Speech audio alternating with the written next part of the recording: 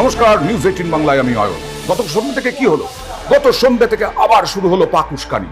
গত সন্ধ্যা থেকে জম্মু, শ্রীনগর, বিভিন্ন জায়গায়, এছাড়াও জয়সালমের, পাঠানকোট, বিভিন্ন জায়গায়, অমৃতসর, বিভিন্ন জায়গায় পাকিস্তান মিসাইল হামলা শুরু করলো। কোনো উস্কানি নেই, কোনো প্ররোচনা নেই, বিনা প্ররোচনাতে শুরু করলো মিসাইল। আর এই সুদর্শন চক্র, এই সুদর্শন সিস্টেম, কি সুদর্শন সিস্টেম আমরা পরিষ্কারভাবে দেখিয়েছি। রাশিয়া থেকে কেনা এই সুদর্শন সিস্টেম ছিন্ন ভিন্ন করে দিল পাকিস্তানের বহু মিসাইল। একটা কিছু করতে পারলো না পাকিস্তান। তারপর ভারত বদলা নেবে না? ভারত কি আঙুল চুষবে? ভারত একেবারে শাহবাজ শরীফের বাড়ির 20 কিলোমিটারের মধ্যে ইসলামাবাদে, পাকিস্তানের রাজধানী ইসলামাবাদে হামলা চালালো। এছাড়াও রাওয়ালপিন্ডি, বিভিন্ন জায়গায় ইসলামাবাদ, করাচি, রাওয়ালপিন্ডি, করাচি বন্দর ধ্বংস করে দিল ভারত। এইভাবে ভারতের হামলা চলল, প্রত্যুত্তর দিল ভারত। ভারত কিন্তু কোনো নাগরিকের কাছে, পাক নাগরিককে ক্ষতি করেনি। ভারত সামরিক ঘাঁটি, বন্দর এইগুলো টার্গেট করেছিল। আর পাকিস্তান যে মিসাইল হামলা চালিয়েছিল, একেবারে সাধারণ মানুষ মরে যাওয়ার কথা, সাধারণ মানুষকে টার্গেট করেছিল, ভারতীয় নাগরিককে টার্গেট করেছিল। কারণ পাকিস্তানে আমরা জঙ্গি ঘাঁটি ধ্বংস করেছি, আমরা কোনো সাধারণ মানুষকে টার্গেট করিনি। পাকিস্তান সাধারণ মানুষকে টার্গেট করেছিল, কিন্তু সেই টার্গেট ছিন্ন ভিন্ন করে দিয়েছে এই সুদর্শন সিস্টেম, সুদর্শন চক্র।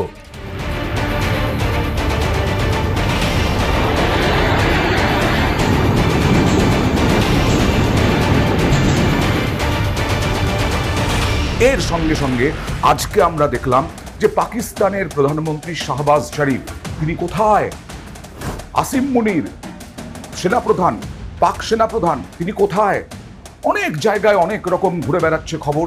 যেমন শাহবাজ শরীফ নাকি ফ্লাইটে করে পালিয়ে গেছেন দেশ ছেড়ে, আবার নাকি শোনা যাচ্ছে বাংকারে ঢুকে বসে আছেন, আবার শোনা যাচ্ছে আসিম মুনির নাকি গ্রেফতার হয়েছেন, তার জায়গায় নাকি ওখানকার চিফ অফ ডিফেন্স স্টাফের মতো কেউ তিনি ক্ষমতায় বসেছেন।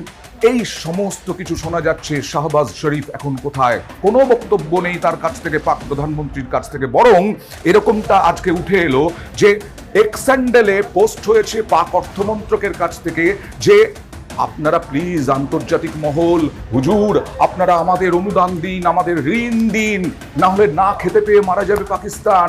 আর ভারতকে বলুন প্লিজ এইভাবে যেন আক্রমণ না করে, কারণ ভারত আক্রমণ করে করে যা অবস্থা করেছে পাকিস্তানের, ক্ষয়ক্ষতি প্রচুর, বিলিয়ন বিলিয়ন ডলারের ক্ষয়ক্ষতি হয়েছে। যদিও পাক অর্থমন্ত্রক থেকে বলা হয়েছে এই এক্স হ্যান্ডেল পোস্টটা নাকি হ্যাক করা হয়েছে। এখনো পর্যন্ত চীন সেইভাবে পাশে দাঁড়ায়নি। আমেরিকা তো বলেই দিয়েছে পাশে দাঁড়াবে না পাকিস্তানের। আরো একটা দেখুন, এই সুদর্শনই শুধু নয়, এই সুদর্শনের সঙ্গে সঙ্গে আমাদের আকাশ আর সমর, এই দুটো ক্ষেপণাস্ত্র কাজ করেছে গতকাল। আকাশ কি? আকাশ হচ্ছে ভূমি থেকে আকাশ ক্ষেপণাস্ত্র, ভূমি থেকে আকাশ। এবং এই আকাশ আমরা কত স্বাবলম্বী, ভারত কত স্বাবলম্বী তাই বোঝায়। সুদর্শনে রক্ষে নেই, এর সঙ্গে আকাশও বিভিন্ন মিসাইল ধ্বংস করেছে। এ দেশেই তৈরি, এ দেশের প্রযুক্তিতেই তৈরি আকাশ, এ দেশের প্রযুক্তিতেই তৈরি সমর। এই সুদর্শন, আকাশ এবং সমর, তিনটে সিস্টেম, এই তিনটে সিস্টেম মিলে পাকিস্তানের মিসাইল হানার ষড়যন্ত্র পুরো ছিন্ন বিচ্ছিন্ন করে দিয়েছি আমরা। কোনো সাধারণ মানুষকে ক্ষয়ক্ষতি হয়নি, সেনাবাহিনী জানিয়ে দিয়েছে। আর এদিকে পাকিস্তানের বিরুদ্ধে তো আমরা হামলা চালাচ্ছি, পাকিস্তানের বিভিন্ন জায়গায় আমরা হামলা চালিয়েছি, কারণ জবাব আমাদের দিতেই হবে। গতকালই বলেছিলাম পাকিস্তানকে দাম চোকাতে হবে, সেই দাম পাকিস্তান চোকাচ্ছে এই মুহূর্তে। এরপরে দেখা যাচ্ছে যে পাকিস্তানের সেনাবাহিনীর মধ্যেই বিদ্রোহ, সেনা অভ্যুত্থান হবে নাকি, এইরকম একটা বিষয়। আজকে আরো একটা হয়েছে যেখানে খান হয়ে যাচ্ছে পাকিস্তান। কি করবে ভেবে উঠতে পারছে না পাকিস্তান। বালোচ বিদ্রোহীদের কথা আমরা বারবার বলি, এই বালোচ বিদ্রোহীরা গত কয়েক মাস ধরে জেগে উঠেছে। গতকালই পাক সেনার একটি গাড়ি একেবারে উড়িয়ে দিয়েছে বিস্ফোরণের অভিঘাতে, 12 জন পাক সেনা মারা গেছে। সেই বালোচ বিদ্রোহীরা আবার নতুন করে উৎসাহিত ভারতের হামলার পরে। বালোচ বিদ্রোহীদের ঠেকাতেই পারছে না পাক সেনা। বালোচ বিদ্রোহীরা কোয়েটা শহর দখল করে নিয়েছে। সেই কোয়েটা শহরে পাক পতাকা নামিয়ে বালোচ বিদ্রোহীদের পতাকা, বিএল-এর পতাকা উড়িয়ে দিয়েছে তারা। এই বালোচ বিদ্রোহীরা কোয়েটা শহর, গুরুত্বপূর্ণ শহর, সেই কোয়েটা শহর দখল করে নেওয়ার পর এখন প্রমাদ গুনছে পাকিস্তান। এই বালুচ বিদ্রোহীরা আরো কত এগিয়ে আসবে। এরপরে কি হবে? লাহোর, রাওয়ালপিন্ডি, পেশোয়ার, তারপরে ইসলামাবাদ, এগুলো কি বালুচ বিদ্রোহীদের কাছ থেকে বাঁচানো যাবে? অস্থির পরিস্থিতি এই মুহূর্তে। তার মধ্যেই সেনা পারছে না, তাই কি ভারতে নতুন করে বিস্ফোরণ ঘটিয়ে অশান্ত করার চেষ্টা? আজকেই 7 জঙ্গি, জৈশ-ই মোহাম্মদ জঙ্গি, তাদের অনুপ্রবেশ ঘটানোর চেষ্টা করছিল পাকিস্তান। 7 জঙ্গিকেই আমরা মেরে ফেলেছি সাম্বা সেক্টরে, একদম নিকেশ করা হয়েছে 7 জঙ্গিকে। এটা এখানেই প্রশ্ন উঠছে যে পাকিস্তানের স্বভাবই আছে জঙ্গিদের মদদ দেওয়া, জঙ্গিদের বিভিন্নভাবে সাহায্য করা, জঙ্গিদের দিয়ে অনুপ্রবেশ ঘটিয়ে ভারতে অশান্ত করা। এই অবস্থাতেও যখন শিরদাঁড়া ভেঙে গেছে, কোমর ভেঙে গেছে, তখনও জৈশ-ই মোহাম্মদের জঙ্গি। কারণ জৈশ-ই মোহাম্মদের যিনি নেতা মাসুদ আজহার, তিনি তো পালিয়ে গেছেন।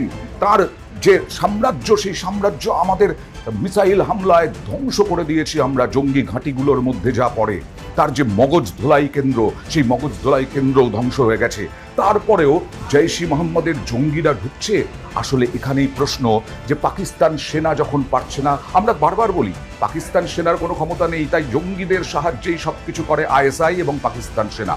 সেই পাকিস্তান জঙ্গি ঢুকিয়ে আবার অশান্ত করার চেষ্টা, এর মধ্যে অভ্যন্তরীণ অশান্তি বাড়ানোর চেষ্টা, বিস্ফোরণ ঘটিয়ে আরো বহু মানুষকে, সাধারণ মানুষকে মারার চেষ্টা, এই সমস্ত কিছু পর পর পর পর ঘটে যাচ্ছে। আর এদিকে এখনো আমরা প্রস্তুত, কারণ পাকিস্তান আবারও আক্রমণ করতে পারে, আবারও কি মিসাইল হানা ঘটাতে পারে, এই আশঙ্কা তো রয়েছে। তাই আমরা সব সময় প্রস্তুত। প্রতিরক্ষা মন্ত্রী রাজনাথ সিং আজকে অজিত ডোভালের সঙ্গে বারবার বৈঠক করেছেন, চিফ অফ ডিফেন্স স্টাফের সঙ্গে বারবার বৈঠক করেছেন, প্রধানমন্ত্রী নরেন্দ্র মোদীর বাড়িতে গেছেন অজিত ডোভাল, অমিত শাহের বাড়িতে গেছেন অজিত ডোভাল, এবং বারবার করে বৈঠক হচ্ছে। এই বৈঠকগুলো খুব গুরুত্বপূর্ণ। কৌশলগতভাবে আমরা স্ট্র্যাটেজি কি নেব। আবার যদি পাকিস্তান হামলা চালায়, আবার যদি ভারত কিছু না করার পরেও পাকিস্তান হামলা চালায়, তাহলে আবার ভারত বদলা তো নেবেই, এবং সেই বদলা কুরুক্ষেত্রের মতো হয়ে যাবে। পাকিস্তান কি আর থাকবে, নাকি পাকিস্তান সোভিয়েত ইউনিয়নের যেমন হাল হয়েছিল, লাহোর আলাদা দেশ, করাচি আলাদা দেশ, রাওয়ালপিন্ডি আলাদা দেশ, এই রকম হয়ে যাওয়ার আশঙ্কাও রয়েছে। শাহবাজ শরীফের কোনো টিকি নেই, আসিম মুনিরের কোনো টিকি নেই, নিজেরাই দিশেহারা। এই অবস্থায় আমরা কিন্তু প্রস্তুত। আর এই প্রস্তুতির মধ্যে আমরা আইপিএলটাও বন্ধ করে দিয়েছি, কারণ আমাদের এখানে বহু বিদেশি খেলতে এসেছেন।